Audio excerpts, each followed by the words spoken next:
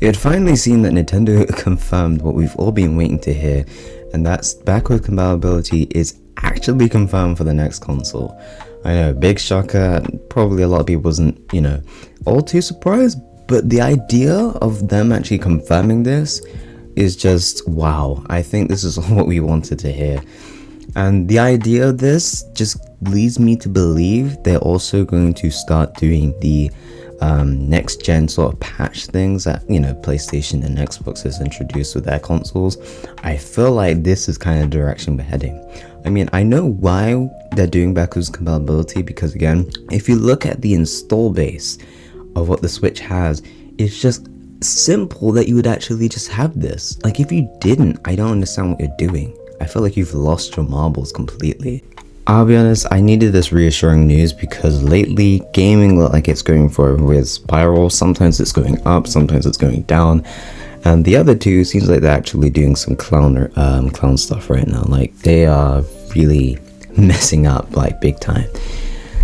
But it's nice that Nintendo isn't like it's trying to follow that trend. Well, let's see.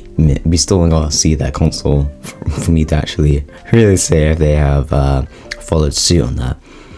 But what I am glad to see is that we're actually getting this. Like, now that we actually have this information, I actually am much more confident in the idea of the next gen patch, and this would benefit a lot of games because not all games run smoothly on the Nintendo Switch. A great example, and I guess the most recent example, would probably be Bayonetta 3. Bayonetta 3 looked like it wasn't even designed for the actual Switch. The game looks too good, at the same time it's held back because of the Switch's hardware. And you can see this, it's meant to probably target like 60 frames per second, but it ends up dipping like to 40s to 30s and then back up to 60s, and then it dips back down. It's really weird. It has like a weird fluctuation, and this is not the only game that has this issue. As you know, the Warriors games like Fire Emblem Warriors and I think, what is it called, Age of Calamity has this problem. Oh, Age of Calamity has this big because that game like fluctuates a lot, and it looks like you're either going at 20 or you might be hitting 30. I don't think it's actually meant to go at 60. I could be wrong, but it looks like it's not hitting those type of ranges. What I am glad to hear because of this is that maybe even games that doesn't really need it will still get a nice little patch. Okay, for example, the most recent example of this is definitely Xenoblade Chronicles X Definitive Edition. As much as that game looks gorgeous, and they probably make, I said gorgeous, gorgeous, they haven't really done all that much to it, as I can see. Like, it's still kind of, not like a big leap as we was all hoping for. But again, that's just due to the Switch's hardware. However, if we look at the next console and what that's capabilities are, we'll probably, well, who knows if it will actually fully support 4K, but probably be using DLSS to probably reconstruct the idea of 4K. And that way we could probably see that game running at 60 frames 4K and ray tracing. Okay, I wouldn't go with ray tracing. I don't know if that console would even be capable of that, but you get the idea of where this can go for a lot of games, and even a bunch of games that hasn't yet been released yet. Like Metroid Prime 4 seems like it's going to be a cross-gen game. It looks like it's definitely going to be that, because we've seen that it's shown for the Nintendo Switch, but then we also know that it could actually look really brilliant on the next console, and I feel like they're saving that part for that, to show you the clear difference between the original Switch and the new console. And I can see that with a bunch of games, even the next Fire Emblem, who knows, or Zelda or Mario, because we actually haven't gotten a new proper Mario game in a while.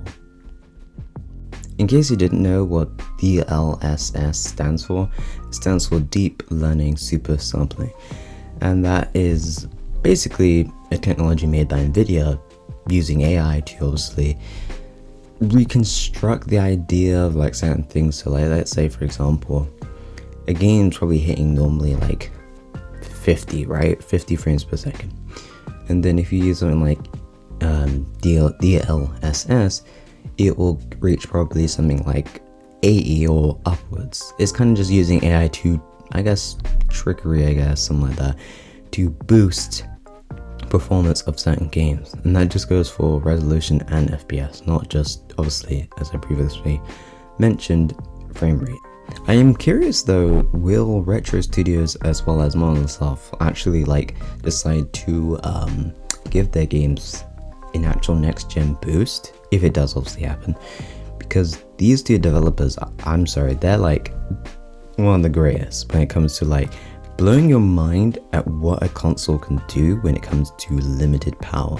Honestly, I am being serious, because they're probably one of the like, for me, they impress me so much. And I really feel like if you don't know them, you should definitely like look into them, because they're really cool. And I wonder if we will see like, I don't know, their games being, you know, running at 4K, 60 frames, you know, like imagine all the Xenoblade Chronicle games running at like a higher frame rate. Well, okay, the frame rate doesn't really need to be changed, it's more the resolution. Because obviously this could definitely benefit Xenoblade 2, because that game runs atrocious in a sense when it comes to handheld. I think the resolution is like 540p or something like that, or even dipping lower than that, and it's really like a blurry mess. And I hope maybe with this new console that could be fixed and remedied. With Metroid Prime, well, the little remaster they've done, well, I say little, it's pretty big and massive, because that is practically a remake and not a remaster. The game could also benefit from obviously just getting a little bit of touch up. Again, the game itself looks impressive, and it's just a testament to what they can actually, to what they can do. This is also possible with third-party games as well, as Witcher 3 is a great example of a game mostly benefiting from a next-gen patch, because the game itself on Switch looks alright, okay, but it could look like the other consoles if it got a new patch, or probably like, I don't know, a new edition for Nintendo Switch. I mean, it would be cool if I saw a new patch instead, but you know, if it's possible, of course. And the same could also be said with Dragon Ball Z Kakarot. That game looks impressive, but at the same time you look at some of the textures and you realize the limited hardware of the Switch, some of the trees, the well, there's no real water reflections, it's just kind of like opaque. Hey Game Freak, why don't you patch up Scarlet and Violet? Maybe I'll actually decide to get that game, because what held me back from getting that game was the graphics, as well as the glitchy mess of a game that is. I actually don't mind glitchy games, so I don't know why I don't have it. So let me know what you guys thought of this whole thing, of the confirmation of Nintendo finally giving us what we want. Well, is it really what you want? Is it? Or is it something else that you wanted? Is this something that you didn't want? Let me know in the comment section down below. I just smacked my table. As always, be sure to like the video, subscribe, click the notification button. Obviously, if you can, share the video with your family and friends. And as always, the channel subscriber goal is 100 subs by the end of the year. So please, please, please don't forget to subscribe if you enjoy the content that I've been making of recent. That being said, water dry.